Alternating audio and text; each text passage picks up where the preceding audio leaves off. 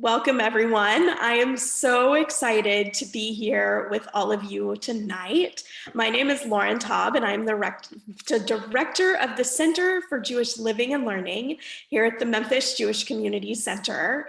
And it's always a pleasure to join all of you in learning. This is one of my favorite programs that we've done, and we've done it a number of times now with Jason Caplan and his experience with Beit Abulafia. And I know that he will be telling us much more about it, but I just want to say that I love this partnership and I love working with you to really bring this to life. I'm sure I can speak for everyone who's joined, but I learn so much every time. And it's always a pleasure to connect with you and all of your wonderful guests. So I will let Shoshana and you and everyone else introduce themselves as we go along. And I'm thrilled to turn it over to Shoshana Cenker, who will be hosting this evening. So thank you all. Welcome. Thank you, Lauren. We appreciate y'all's partnership too. This is a wonderful program, and we're so glad that you could help bring it to life with us. Thank you. So Jason, hi.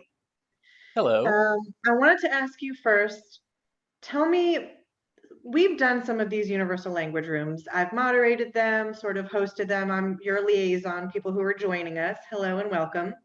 But this one's a little bit different than we've ever done before, and it's a different idea, different topic. And so I'm just sort of wondering, kick us off with how you ended up thinking of this and how you were able to get in touch with LaDonna and where it all came about. Great. Thanks, Shoshana. And again, thank you to Lauren for this wonderful partnership with the JCC. And we've been doing great sessions with prominent jazz musicians, Dave Liebman, Kenny Werner. We have a couple coming up. In studying Abraham Abulafia and talking about universal language, I thought to myself, what is my limitation? What do I usually think about when I think about religion? I think about Jewish, Muslim, Christian, Baha'i, Sikh. I thought that one of my big blind spots was Native American.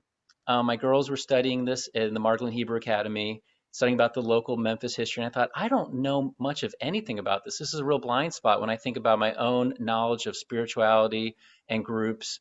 And I thought, what could I do to reach out and really expand this concept of being universal, or expand this concept of Abraham Abulafia, who was a teacher 800 years ago who went and met with people of all kinds of religions and spoke and learned from them. So that's where we came up with this, and I reached out to the Chickasaw Nation through email, and they were so receptive and so friendly and saying it would be really nice to have a platform to speak and express who we are. And LaDonna Brown being a spokeswoman for the nation, for the Chickasaw. I do want to mention here that this is a unique format tonight because we're not going to be doing question and answer. We've pre-sent the questions. We've spoken to LaDonna. One of the things that LaDonna and the Chickasaw Nation want to be very careful about is the flow of information. I think in the past, some information that wasn't completely correct was out into the public.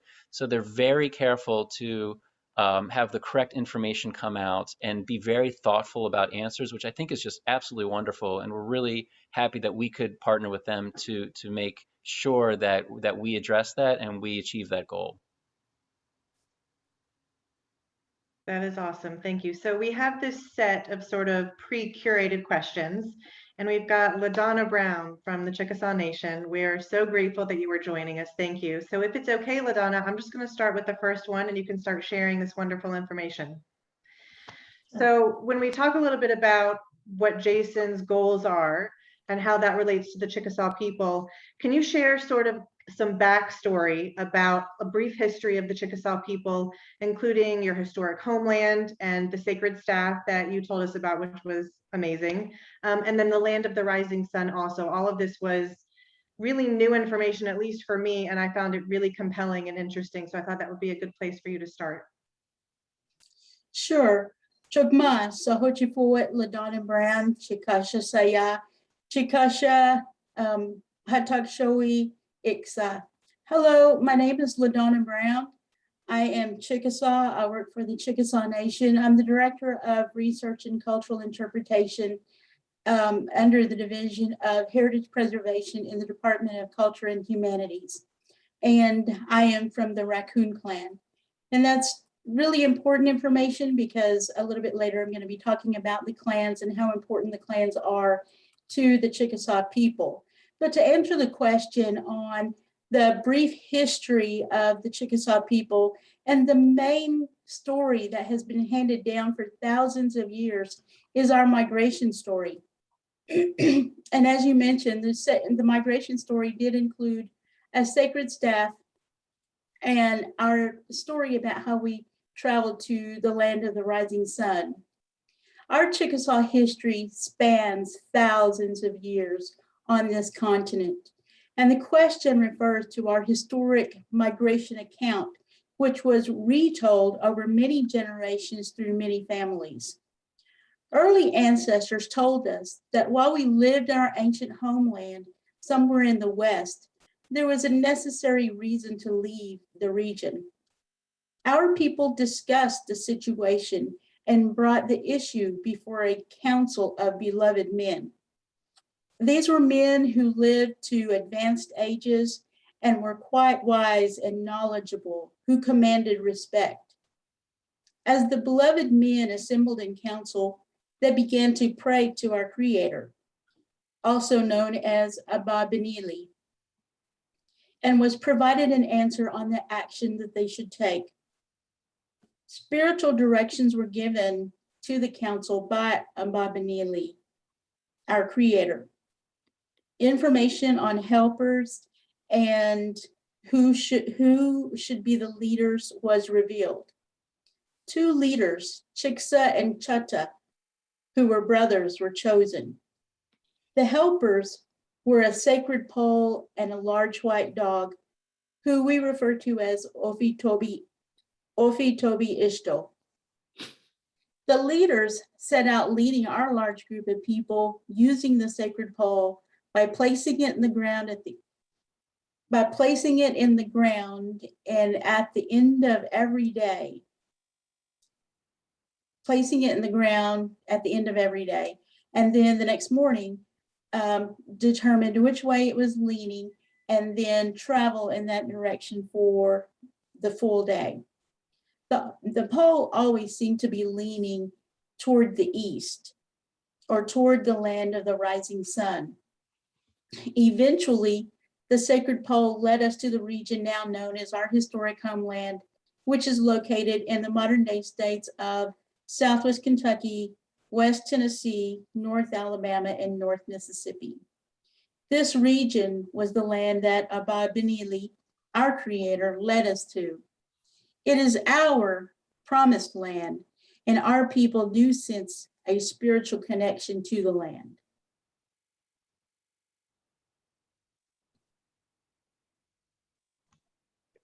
Thank you, LaDonna.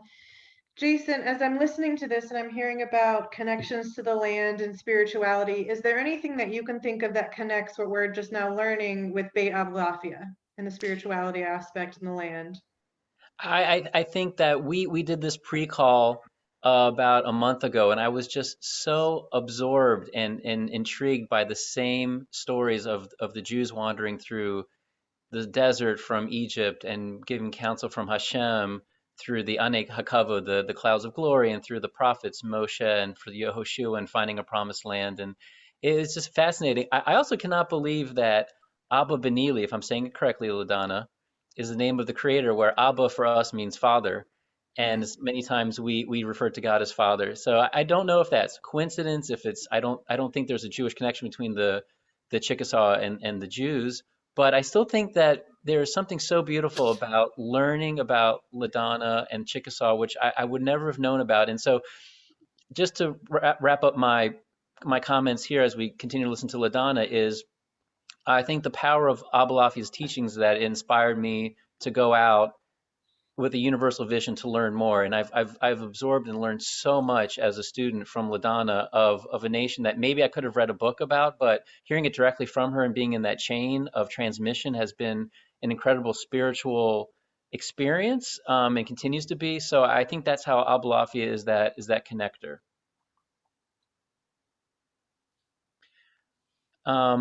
I think Shoshana's connection dropped for a moment, so I'm going to ask if LaDonna, can you continue to bring us up to modern time in terms of what's the next thing that we would talk about in terms of the spirituality more of the prayer and dance, or if you'd like to continue with the history.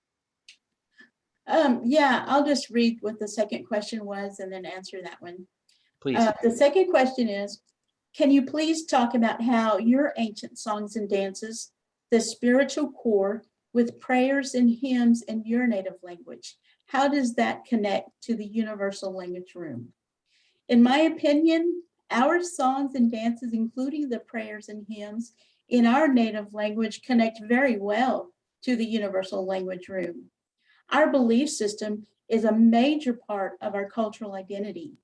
We believe we were created by a supreme being, which we refer to as Abulafia, or the creator. In these modern times, the term God is referred to.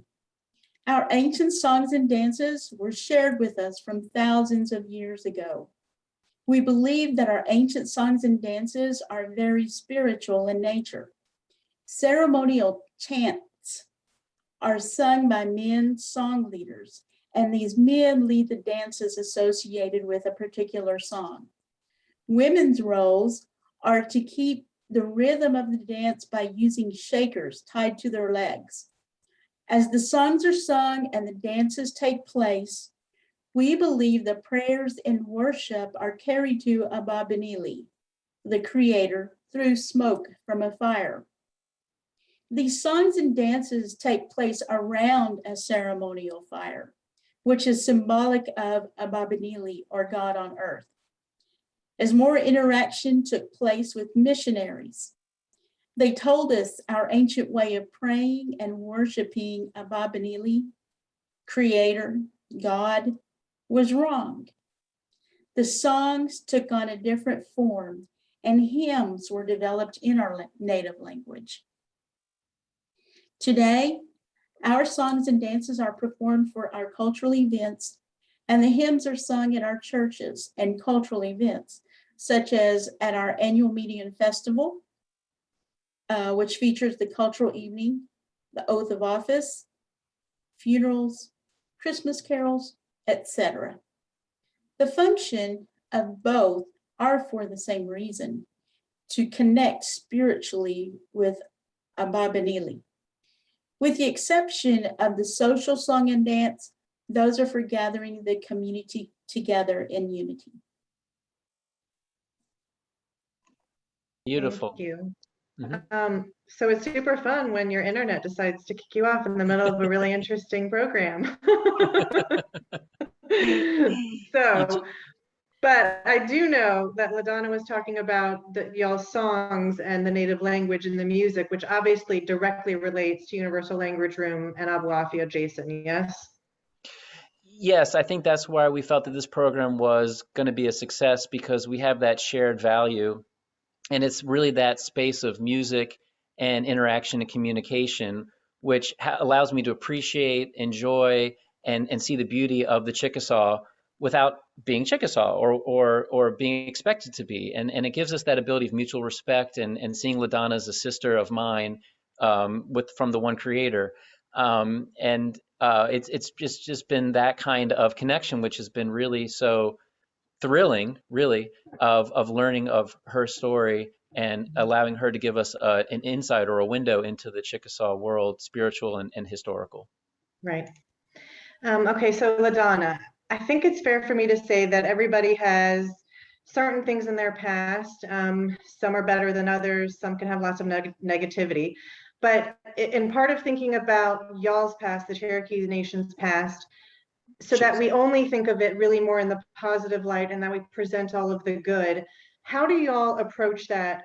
Perhaps thinking about unconditional love that you guys bring, not placing blame for stories or things that we've heard in the past, and maybe discussing a better model for a healthy world outlook going forward. Well, here at the Chickasaw Nation, one way of dealing with our past is to focus on a better understanding of how our history affects us and view it objectively, and to not place blame, yet realize we can make this particular time in our lives better for our society by working to preserve and protect our culture and history.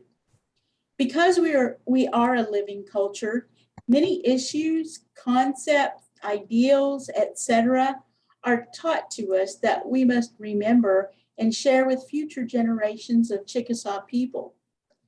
Our ancestors, leaders, and relatives have taught us how to understand the past and how we should regard the good and bad associated with the past. In the Chickasaw Nation Heritage Preservation Division, we work toward connecting the past to future generations of our people. We are one link in a very long chain to carrying essential cultural information to future generations who may not have access to the information if we don't preserve and protect it at this time. We also learn basic cultural and historic information that deals with valuable or traumatic information from the past and share it with our people so they can make decisions about the information. The decision which is achieved is the responsibility of the tribal person.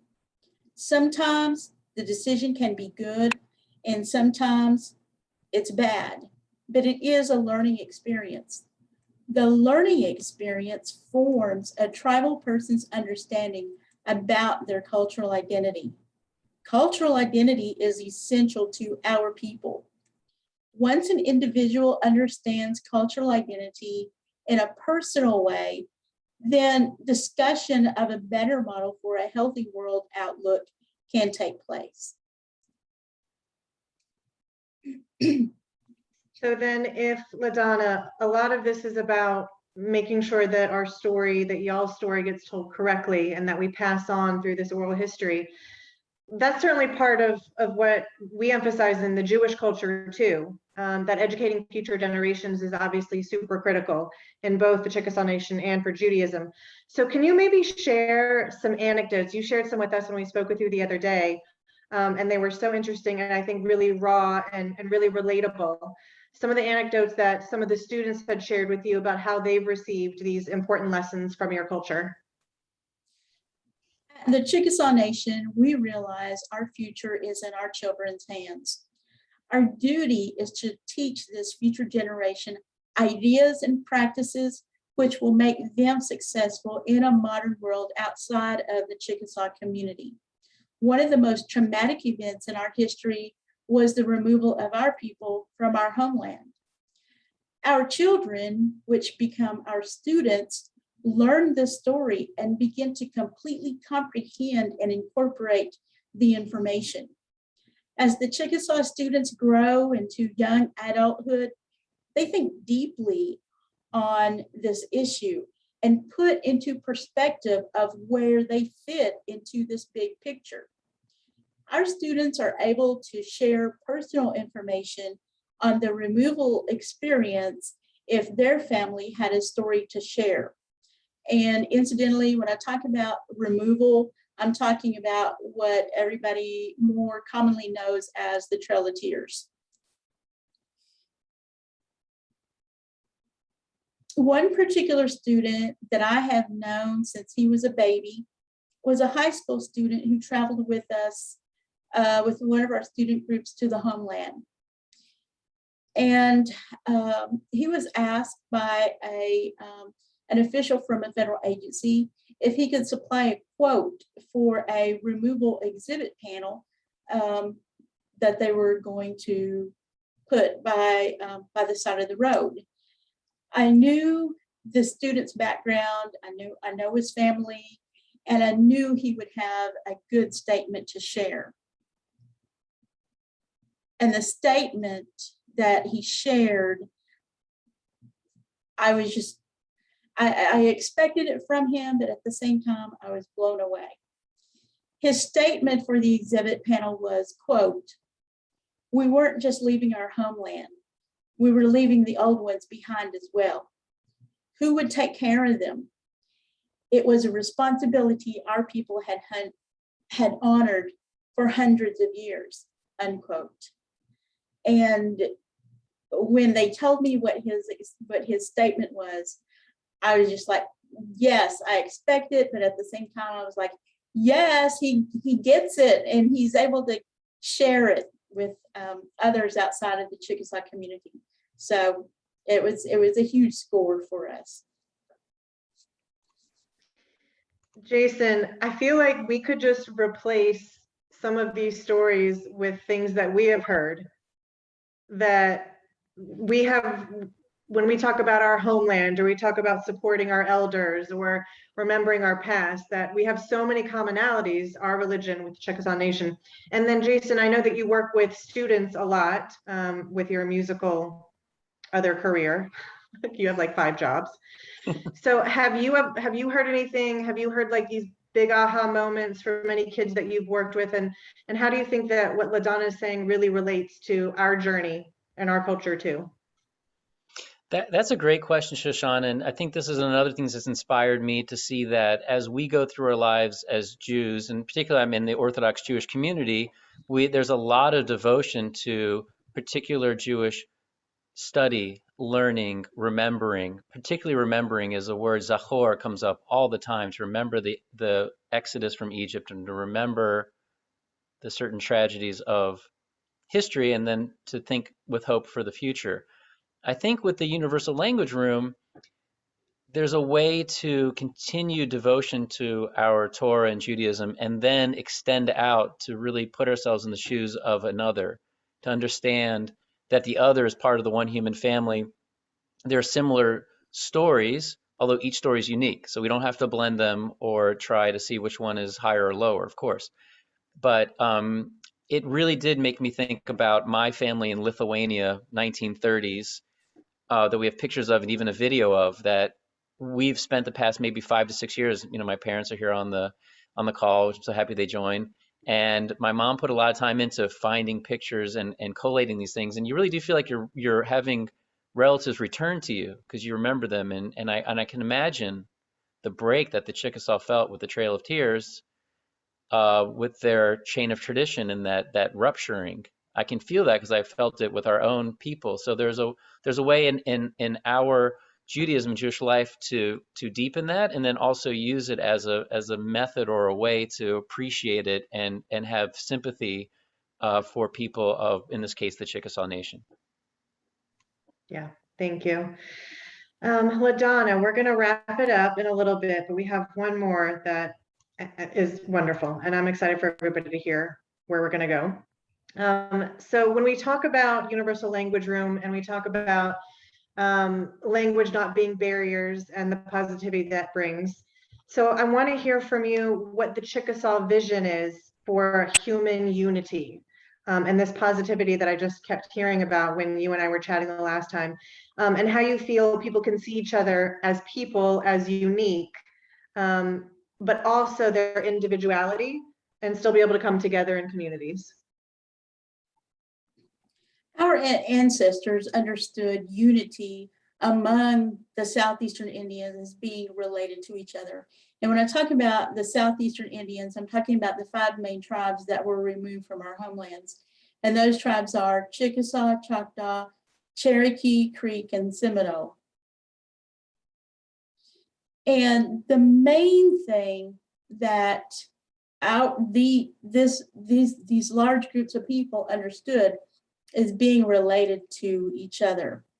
This meant establishing social categories for our groups throughout the Southeast, because these groups lived all the way from the Memphis eastern edge of the Mississippi River, the areas that we now know as Tennessee and Mississippi, all the way over to the East Coast. So it's a large area of land, but the people that lived there understood themselves to be related to each other. And they developed social categories for themselves. And the social categories connected people through being related by blood or related to each other through belonging to a clan that was passed down through the mother's side of the family or passed matrilineally. In the Southeastern communities, generally, a person from a distant settlement could find a relative in a community they had never visited before using this clan method. Because of these societal norms put in place, we had many social obligations that we lived by. One of those social obligations was mentioned by the student in the quote from the previous question. He mentioned, quote, who would take care of the old ones, unquote. He was actually referring to our ancestors who were buried, located in graves scattered across our homeland. I think if society as a whole was taught that we are all related and are each other's relative, it would be difficult for someone to commit atrocities to other people. If we think of everyone in our society as a father, uncle, brother, nephew, or mother, aunt, sister, niece, or even as grandparents or grandchildren, it would be very difficult for people to be mean or cruel to each other. Right. I hear, Jason, I hear so many, again, similarities with where we've come from. So I'm wondering if you can share with us, where do you think we can find that balance between our individuality, but while still being loyal to the community? And something that LaDonna said, I really think makes sense in my head, is all these social obligations that we have, especially with our religion and our culture, that we dress a certain way, we pray a certain way, you have to be somewhere at certain times, all of that, but still also wanting to bring our own individuality and uniqueness to it, which sometimes may be difficult for people to toe both lines. Shoshana, I think you outlined the challenge very well, and I think LaDonna gives us a lot of the solutions that she says so beautifully about knowing our tribe and then knowing who we are and looking at people's individuals. And I think people that I'm hearing these days, people trying to correct the wrongs of the past, but kind of using the same techniques and kind of recreating them. People are being looked at as a representative of a collective based on color, gender, whatever it is. And we really need to understand that people are individuals who choose to be part of a group. You know, we need to start with the individual. And a person is Jewish or Chickasaw, and they say, well, I want that to be a major part of my life, and I want to be part of this group. It is a major part of my identity. You know, for me, being a Jew is not something that is a group like a club. It's very much ingrained in my mind and heart and soul and body. And I feel the same way. I think we all can see that when LaDonna speaks, Chickasaw is in every part of her fiber. So it's a very beautiful thing to hear from her, that through music and songs, through prayer and connecting to Abba Benili, or we call Abba or Hashem, there's so much commonality here. There's so much evidence that we're part of one human family. And there are a lot of historic wrongs that we have to correct, and we have to work on them. But let's not forget that we're individuals and see the image of God in each person first, and then we are the things that we are in our body and so forth. And I think that's what I'm hearing. If I don't want to, that's what I'm hearing from LaDonna, and she can update me if I've heard correctly. That's how I feel in terms of universality and particularism. We're struggling with that in the modern world. How do we be part of a particular group? How do we have a universal outlook? And how do we remember that we're individuals? Yeah, definitely. I would agree. But I would also like to say that, you know, it's kind of like if you are Chickasaw, and because we are very spiritual people, it's almost like that is our spirituality. That is what we practice. And while I wouldn't really say that, you know, Chickasaw is a religion, being Chickasaw is a religion, but it is being very close to being a very, very deeply spiritual person. And our ancestors would look at the world that they lived in, and they would always look for signs from Abba Benili, for good signs, for bad signs. And a lot of people call us, you know, superstitious, you know, but those are the signs that the Creator has given to us to look, to see what's going to happen in our lives, or what's going to happen in the world, or just what's going to happen, you know, 2 days from now or 3 days from now. And so we still kind of live by that understanding. And so it definitely, in the Chickasaw community, we definitely understand each other as being, you know, unique individuals.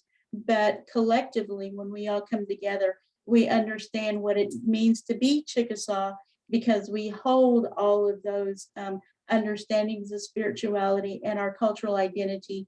We hold that all together, and we know that we are, one as a people. I love it. That is a beautiful note to end on. And LaDonna, I don't want to put you on the spot, but if there was anything else that you wanted to share as we sort of come to the end of our time for this session, we'd be happy to hear from you. I just want to say thank you guys for the opportunity for us to be able to, talk about who we are, about our cultural identity, who we are, and, what our place was when we lived in our homelands there in Western Tennessee, there in the Memphis area, and we remember that place, and we remember once we come across the river and we come into our homeland, that's that spiritual connection for us. That's our promised land. It's where God led us to. And, so, thank you for letting me be able to speak and to share our culture and knowledge with you, because we still do have some sacred places located along the Mississippi River. I think now some of those are state parks, but they're still sacred places for us. And so it was great. It was a privilege to be able to talk with you tonight, and just thank you for the opportunity. We're super happy to have you. We're thanking you. We're glad that you joined us. Jason, is there any final words that you'd like to share? Yes, I love LaDonna's last comment, Shoshana, that, in my own world of choosing to be in the Orthodox Torah Jewish community and believing that Hashem, God, guides my life, I have found that some of the times the reaction is, well, that's superstitious. And I think, no, I think it's very real to me. And it gives me a lot of confidence and feeling of strength when I hear a sister of the human family say, in our Chickasaw life, Abba Benili guides us. And it sounds very normal to me.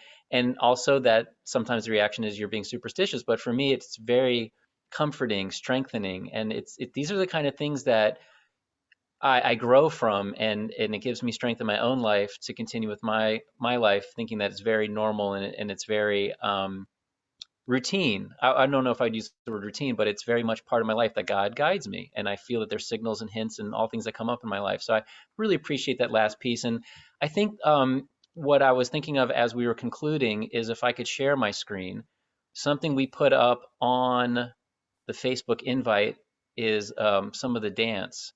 And LaDonna can comment on it as we show, if that's okay, LaDonna? Sure. Okay, great. So let me make sure, after being on Zoom for 2 years, I should be an expert on this. So let me bring up my Facebook page that has it, and let me hit play. Now, the one thing I think I need to stop sharing for is to make sure that I have volume with it. So let me just try that one more time. Can I share with volume? Yeah, share sound. Okay, B+ for doing that correctly. So let me hit play. I like the play-by-play, Jason. Yes. I'm gonna lower it a little bit.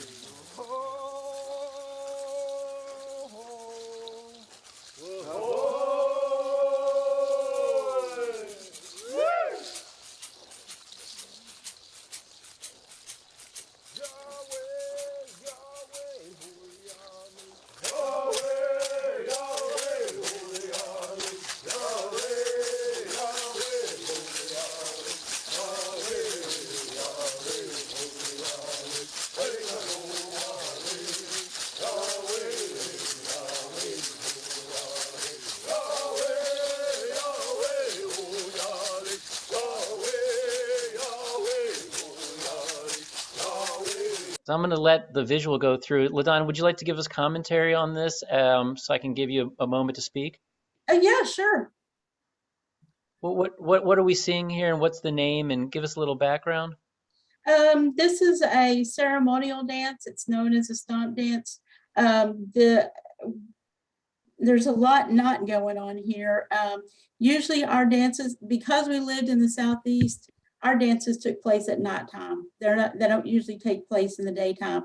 But because we have lots of visitors to our cultural center, we do dances twice a day at our cultural center. The person leading the dance is my nephew. His name is Jared Walker.